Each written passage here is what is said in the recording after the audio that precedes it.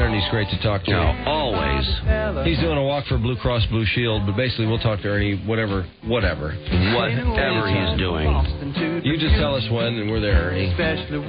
Baseball is a president tossing out the first ball of the season and a pudgy schoolboy playing catch with his dad on a Mississippi farm. A tall, thin old man waving a scorecard from the corner of his dugout. That's baseball. And that's Ernie. 9:11 at WRF. Hey, Ernie. Hey. How's it going? Everything's good. Yeah. All right. You guys okay? Yeah, we're great. Great to talk to you You're again. still fooling them, aren't you? Yeah, of course. All right, let's try to fool them together. Were you watching the Pistons? Oh, absolutely. Boy, isn't that a lot of fun, huh? Fantastic. What team, though, of all the champions in this town do you think has been the most popular? The 68 Tigers, but I'm a little prejudiced because I'm a baseball man. How do you like the way the Tigers are going this year? I'm pleased with them. I think it's great because they avoided that real bad start they had the previous two seasons.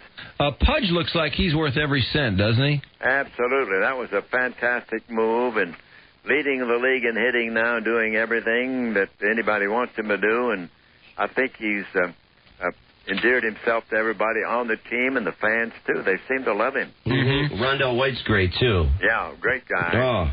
Yeah, and Guillen, all these signings, I'm really impressed with Dave Dombrowski. I didn't realize what a great track record he had. Yeah, he did things in Montreal. They did them in Florida, took over teams that were really struggling. It takes a little time to get on the right track, but I think he's on it now. Mm-hmm. What about the starting pitching? What do you think? How do you like the future for this current rotation?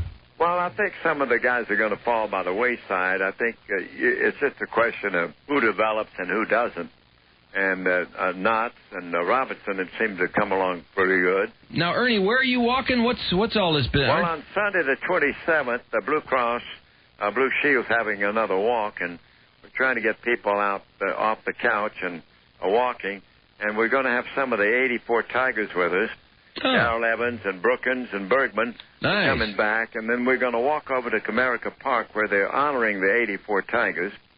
And in addition to the baseball people, we're going to have Rick Mahorn, Lem Barney, the Hall of Fame football player from the Lions, Greg Kelson, the MSU star, and Martha Reeves is going to be dancing in the streets with us. We're going to have a good time. You guys have got to show up out there. Sounds like fun to me. Well, a lot of people have told me to take a walk. I'm going to tell you to take a walk. But it's a 10:30 Sunday, and if they want to register, the folks can call 800-733-BLUE, B-L-U-E, and they get the information and register and then get a free T-shirt when they come out there and just have a good time walking with us. Now, you signed a 10-year contract with Blue Cross Blue Shield, didn't you? Yeah, and a 10-year option. So I got to be 106 years old or die trying. A 20-year contract at age 86 you've got a pretty good agent. I tell you. And we're trying to get paid up front, most of the time. Yeah. I like that. But, whenever they blow the whistle, I come running. I didn't realize until I saw this HBO thing, and you had mentioned you were auctioning stuff off from the Bobby Thompson home run, but you were in the booth in that during the home run, weren't you? Russ Hodges and I were the two giant announcers. Wow. And there were 5 radio broadcasts. I felt sorry for old Russ because it was my turn on TV. And then a guy in Jersey taped his call and became the most famous sports broadcast of all time. Well, Ernie, why didn't you yell something and drown him out and we could be hearing you all the time? I did, but it wasn't recorded. We didn't have any replays then. Oh, man. And only my wife Lulu and I knew I was on. But it was a great show. That was the first sportscast, first sports event ever telecast coast to coast. Is that right? Yeah. What did you yell that we would have heard had you only been recorded? I just said it's gone. And the ball disappeared in the front row. It wasn't hit very hard. And they had only 34,000 people for that game in a stadium that seated 55,000. But you didn't say it's long gone or anything like that, or you didn't have a special... No, I wasn't saying that in those days. I picked that up later. Yeah, as a matter of fact, when did you first say long gone? Probably in the mid-'80s. I didn't even say it, when Gibby hit that famous home run in '84. Oh, it's in the upper deck or it's out of here or whatever came to mind. So it took you before the '80s. It took you 30-some years to figure that call out, Ernie? I tell you. I'm a little slow, you know. Have you We seen? got to get you guys out for that walk now. You went to the Piston games, didn't you? Yeah. Oh, you Are you kidding? going tonight? Absolutely. All right. Yeah. You're not going to sing the anthem, are you? No. Aretha's singing it. Oh, is she? Yeah. Yes, she is. So Wow. we could That make ought to it be good. We can make a joke here, but we won't. Yeah. Well, I know she appreciates that. Yeah, she does. I heard Kid Rock on his God Bless America, whatever he did. Yeah, America the Beautiful, or Beautiful, yeah, that was it. Yeah. Yeah. You know, I was the guy who brought Feliciano in to do the anthem. Ernie, that was your fault? Yeah. How much heat? In 1968.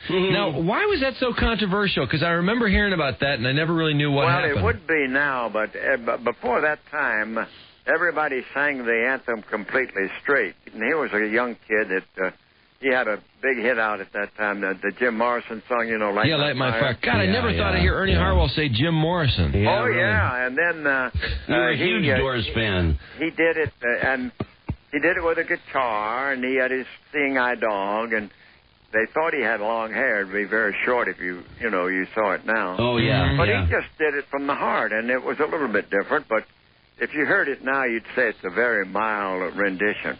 Oh, so But it was the sort of the watermark of doing it differently. did they beat you up for it? Yeah, pretty much. I got creamed in the paper pretty good. You got a lot of mail, and the New York Times had a front page picture, which was very unusual in those days, of Jose singing, and a lot of the service clubs passed resolutions that they'd never sponsor anything where the singer varied a little bit from the actual notes. Mm-hmm. Oh, boy. That's pretty ridiculous, really, you know. Boy. People calling me communist and so forth. No way, communist? Oh, yeah. I It was never. fun. Oh, for crying out loud. Was that the worst beating you ever took in the media? Probably, yeah. But it was all right. It was, I understood. Well, I'm surprised they would do that, though, given that the guy was blind. I would have thought that would have bought him some kind of points. No, it didn't. They didn't seem to bother. They just thought he was a hippie spitting on the American flag. Yeah. Oh, that's brutal. Yeah. Yeah. How do you feel about the desecration of all the old? It used to be, for example, 500 homers, Hall of Fame. Now they say, the numbers are getting so big that may not even be a Hall of Fame number. I feel really disgusted that a lot of guys that were heroes when I was a kid, their numbers just aren't going to stand up anymore. Well, I think that's something you accept as you go through the history of baseball. Back in the late 20s, for instance, or the early 30s, everybody hit 300. Mm-hmm. The Phillies had a team that finished last in the National League, and everybody on the team hit 300. God, is that right? And at that time, we had sort of a desecration of the 300 mark. Back in the 68, the batting average at one, I think Yastrzemski hit like 301 or 302. Yeah. And he led the league. So you just have to accept those ups and downs as part of the flow of baseball, I think. Well, it's like Ron Santo, I want him to be in the Hall of Fame, and a lot of people campaign for him, but then you get some young whippersnapper says, Saturday only hit 342 home runs and drove in 1,300 runs. Well, for his period, that was a pretty big number for a third baseman. Yeah, I think you're right about that, and I think he deserves it. If a guy dominates a decade and is an outstanding player, he belongs in the Hall of Fame. The Tigers in 68 didn't have a 300 hitter. Yeah, that's right. Willie Horton led the team. I think he hit about 285. Uh-huh. So, if somebody looks at that, they say, oh, boy, they had a weak-hitting team. But they didn't have. They had some pretty good home run hitters. How many? They had a bunch of guys over 20, didn't they? Because Horton had 36, I think. Freehan and Northup, those guys were hitting over 20 home runs. I got to ask you, because there's been so much crying about it around here. Do you find the ABC broadcasting of the Pistons-Lakers series to be pro-LA or overly... No, I don't. I think that always happens. I think Al Michaels is a good professional announcer. Yeah, Detroit's in a frenzy, though. You're always going to see that in the big game when people, especially a lot of marginal fans that don't follow the game very closely during the season. The bandwagoners? Yeah, there are a lot of people come out of the woodwork and hop on the bandwagon. You're not kidding. That's human nature. Ernie, if you had to guess who's going to end up with the most home runs, everybody's so sure that Bonds is going to pass Aaron, and then there's A-Rod's at 3. So he's, 360-something, and he's only 28. When all the dust settles, do you have a favorite to be the number one guy? Well, I'd like to see Aaron do it because he plays a tough position. He's had a great attitude about baseball. My problem with Bonds is that I've got his rookie baseball card, and he just doesn't even look anything like that guy. So I don't know what he's doing, but I just can't believe it's weightlifting. Well, I don't know. You know, that's something that only his hairdresser knows. Yeah, hair does have all that DNA and all that stuff's in your hair now. Ernie Harwell, the Blue Cross Blue Shield Walk. It's June the 27th, and Ernie, you want to give out that phone number? People want to sign up? They can register at 800-733-BLUE, BLUE, and we hope you come down and walk with us. First of all, Michigan seems to lead the country in obesity, and America seems to lead the world.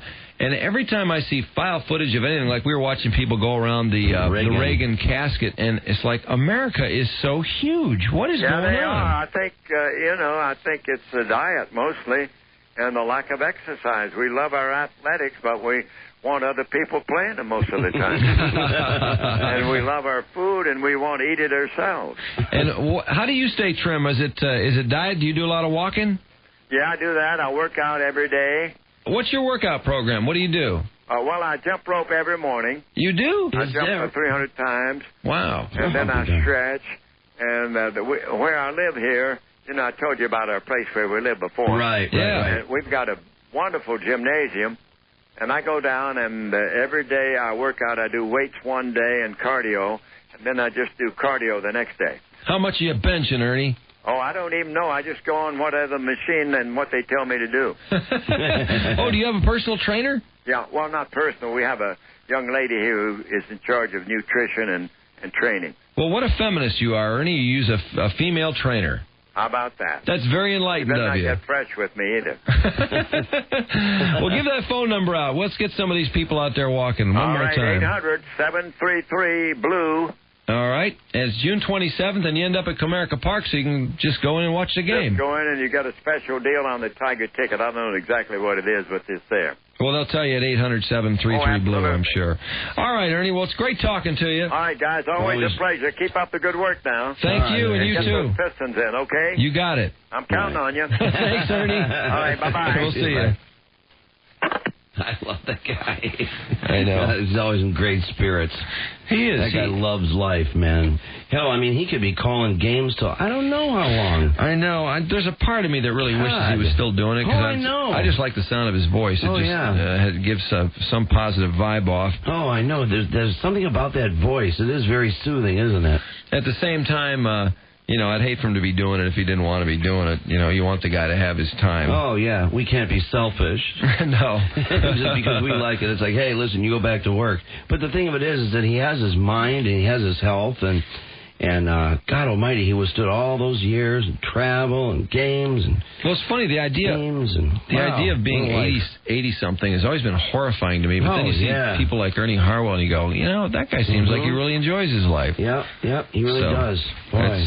It's nice. I got to tell you, there aren't many people over 80 whose life looks like fun. I know. Yeah, really. I know. There's mostly just complaints about every organ under the sun and constant doctor visits and everything else. He's still got a quick sense of humor, too. Yeah, I was going to say, he's very witty. Is his sense of humor good enough that we could talk him into doing our little bar joke where Ernie Harwell introduces all the ladies? And that her panties are long gone. You take them panties down, you'll bring this whole house down. So that guy that said if you bring them panties down, you'll bring the house down? And he brings his whole house down. Yeah, that guy. Was he really excited? I mean, was he really trying to talk her into doing that? Absolutely. Absolutely. Positively. Yes. So he wasn't just saying that to entertain himself? No way. He was trying to talk her into it? It was this crazy, totally nude joint.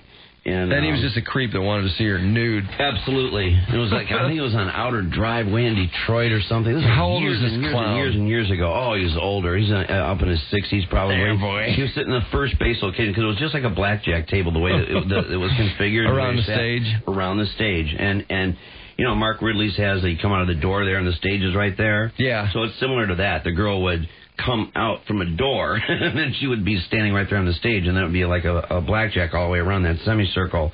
He was sitting in first base, And and that's when that chick with that goofy boa standing there. Boa.